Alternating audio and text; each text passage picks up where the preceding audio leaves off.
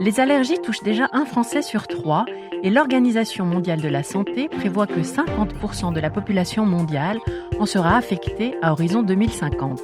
Le Philagipi a demandé à Isabelle Bossé, médecin allergologue, de nous expliquer les enjeux et conséquences de ce phénomène.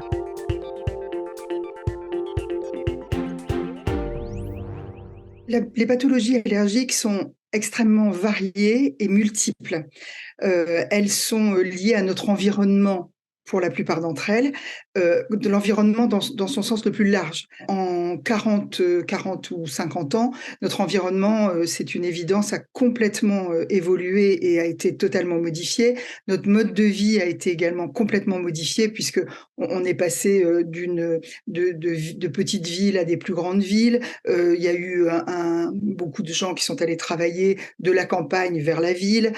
On s'est enfermé beaucoup dans des lieux clos, ce qui explique que depuis dans les années 60, il y avait à peu près, sur des études tout à fait sérieuses, 6% de la population, 4 à 6% de la population française qui était allergique, puisque ça existait déjà, et qu'à l'heure actuelle, nous en sommes, comme tout le monde le sait maintenant, à peu près 30% de la population occidentale. En France, on est à peu près à 32%.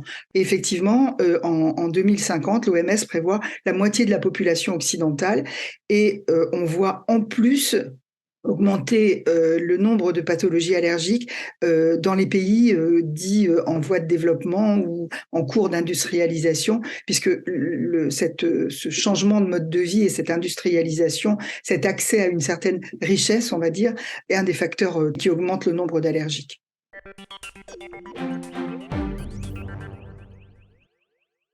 Alors, les conséquences de l'accroissement des allergies, elles sont d'abord individuelles. Ce sont des pathologies, pour certaines très légères, mais pour de plus en plus de patients, des pathologies sévères qui entraînent vraiment une altération de la qualité de vie, donc du sommeil, de la concentration, des arrêts de travail, une diminution de la productivité au travail et autres, et sur le plan personnel également des perturbations de la vie sociale, tout simplement. Et ça a un coût. Ça a un coût absolument colossal au niveau de la société. C'est une pathologie qui n'est pas en soi extrêmement sévère. On ne peut pas comparer une pathologie allergique, même sévère, à d'autres maladies, évidemment, dont on connaît des conséquences beaucoup plus graves. Mais c'est une maladie avec énormément de patients qui sont impactés.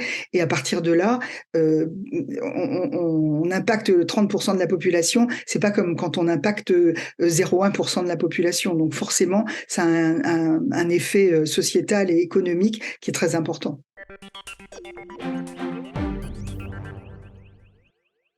L'air intérieur est 7 à 8 fois plus pollué que l'air extérieur. Ce sont tous les produits que nous utilisons dans notre quotidien, dans les bureaux, dans les maisons, etc., donc qui émettent des composés organiques volatiles. Et ces composés organiques volatiles sont très, très irritants pour les voies respiratoires. Il faut savoir qu'on passe 80% de notre temps à l'intérieur d'espaces clos, 20% à l'extérieur. Donc effectivement, on parle beaucoup de pollution extérieure, qui est effectivement un sujet très important, sur lequel l'individu n'a pas beaucoup de prise, puisque ce sont surtout des mesures étatiques qui vont permettre de diminuer la pollution de l'air extérieur. En revanche, à l'intérieur, soit les entreprises, soit dans les transports, où chaque individu chez lui, il a la possibilité d'agir. Et cette possibilité d'agir, c'est tout simplement d'aérer, de renouveler l'air des pièces. Et c'est absolument primordial, parce qu'on y passe vraiment beaucoup de temps. Et c'est là que la pollution intérieure est la plus nocive sur nos voies respiratoires.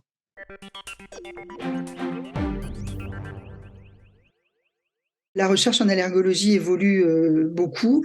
En particulier, il y a le développement de biothérapies qui sont des thérapies extrêmement ciblées, mais qui sont réservées à des pathologies sévères, des asthmes sévères, des dermatites atopiques sévères, etc.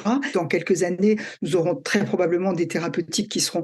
nous avons déjà des thérapeutiques très efficaces, mais on aura des thérapeutiques plus larges et plus ciblées, préventives aussi pour les patients à risque allergique. Par ailleurs, chaleur, la diminution effectivement des polluants, la suppression des voitures diesel, etc. Il y a tout un tas de mesures qui sont prises qui permettront très probablement de diminuer notre risque allergique. Et en fait, ce que nous aimerions, les allergologues, c'est non plus constater que les allergies augmentent, mais essayer de trouver des solutions pour qu'elles n'augmentent plus.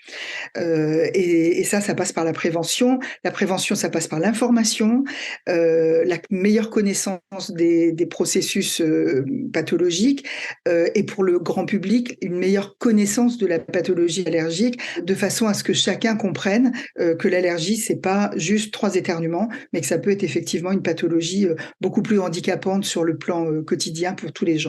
Merci au docteur Bossé de cette analyse et à bientôt pour d'autres éclairages avec le Filagip.